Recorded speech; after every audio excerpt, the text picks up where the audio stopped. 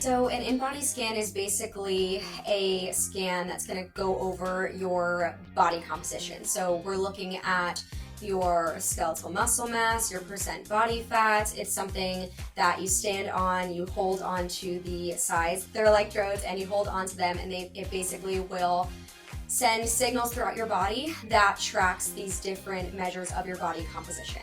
On the top, we have the body composition analysis. So this is going to go over your intracellular water, extracellular water, dry lean mass, and body fat mass. So intracellular water basically means the amount of water that's inside of your cells. The extracellular water is the water that's outside of your cells, floating basically in that other space. So it's basically intracellular or cellular water in general is assessing how hydrated your body is on that cellular level. So it's not just about how much water you drink, it's about is your body actually absorbing the water that you're drinking on a cellular level. So you can drink all the water in the world, but if your body's not appropriately retaining it or absorbing it, you're not going to actually be hydrated, and some other issues can come along with that. Body fat mass is basically how much body fat you have on your body. It excludes, muscle, bone,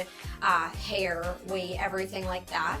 Dry lean mass is basically everything in your body except removing all of the water. So we are measuring the water and we're measuring the non-water. So everything, obviously, you don't just step on the scale and get your weight of 105 pounds and look at that and say, I'm 105 pounds of body fat. You're 105 pounds of muscle mass, like your bone weight, your hair weight, your skin, everything weighs something. So sorry, tangent. But women, sometimes we step on the scale and we get scared of that number, but you have to remember that number on the scale is so many different things. It's like I said, the water, the muscle mass, your bone mass, your skin weight. There's so many things that go into that. The muscle fat analysis, we have the weight, we have the skeletal muscle mass, and we have the body fat mass. So weight is obviously going to be your total weight that I just talked about, and the skeletal muscle mass is how much muscle mass is in your body. Body fat mass, again, is going to be the total percent of body fat on your body. The obesity analysis is going to go over your body mass index, which basically, I wouldn't put too much weight into this because the body mass index is basically a measure of your height and your weight, and going off of kind of what you should be based off of general terms. So if somebody is, shorter, but they have a ton of muscle mass on them, they might weigh heavier.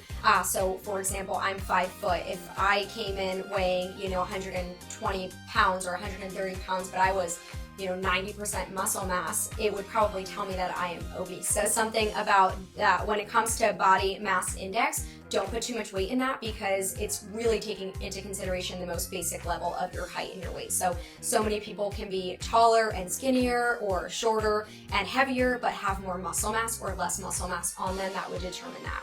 Yeah, percent body fat, again, how much body fat is on your body. If I'm, 15% body fat, then that's 15% of my total weight. The segmental lean analysis is going to take into consideration all the different segments, right? So you have your right arm, your left arm, you have the trunk, and then your right leg and your left leg. So we're basically looking at how much weight you carry in each of those segments, and then taking into consideration, how much weight, and then the percentage of it and the pound. So this isn't really getting as accurate as how much body fat is in each section. It's really looking at how much weight is in each section. So most people, we're going to hold a lot of weight in our legs. Some people will hold a lot of weight in the stomach area. A lot of the time, or most of the time, we're not going to hold a ton of weight in our upper body, as women specifically. Men can be the same thing. So at the bottom, we have the body composition history. So every time you step on the InBody scan, it's going to mark up and show where you're coming in at. So it'll show you if you're decreasing in weight, if you're increasing in weight, increasing and decreasing in skeletal muscle mass, percent body fat. The intracellular and extracellular water will also track that. Visceral fat is basically the amount of fat that is covering your organs. So this is something that people can be really thin, but if they don't take care of their body, if their nutrition is not on track, just because you're not gaining weight, if your eating habits are poor, you could be holding onto visceral fat, and that's where we're gaining fat around our organs, and that's where we can end up, struggling with, just like chronic disease, chronic issues within that realm of our body. The basal metabolic rate is basically how many calories you burn every single day at rest. So if you were to lay in bed all day and never move, never get up at once, your body is still going to burn calories. So this is because your body, it takes energy to digest. Your metabolism takes energy. Breathing takes energy. Sleeping takes energy. Your body is constantly doing things that require energy, so you are burning calories even if you don't move. So the number can be, it's typically anywhere between like 1,100 to 1,400 calories depending on your height and your weight, but do remember that the more muscle mass you have on your body, the better your nutrition is, the higher that number is going to be. So when you have more muscle on your body, you burn more calories at rest. So if you have more body fat on your body than muscle mass, you are not going to be burning as many calories. You still will be burning calories, but it won't be as much as if you had more muscle mass on your body. It's important to prioritize muscle mass on your body through nutrition. When it comes to training any sort of athletic sport that requires a lot of, endurance, you're burning a lot of calories, you need to make sure your nutrition is on point, right? Because you are burning so much energy. So if you're not eating the right way, when it comes to Muay Thai, when it comes to kickboxing, when it comes to any mixed martial arts type of sport, nutrition is number one. If you eat like crap, or you're eating a lot of sugary foods, carbs, unhealthy fats, it's gonna weigh you down. You're not going to be able to perform in the best way possible. So especially for athletes, if your nutrition is on point, and obviously you go out there and you wanna do the best you can, especially if you are fighting, you're competing, you need to make sure your nutrition is where it needs to be. So when it comes to nutrition in this type of sport, you really need to always prioritize your protein.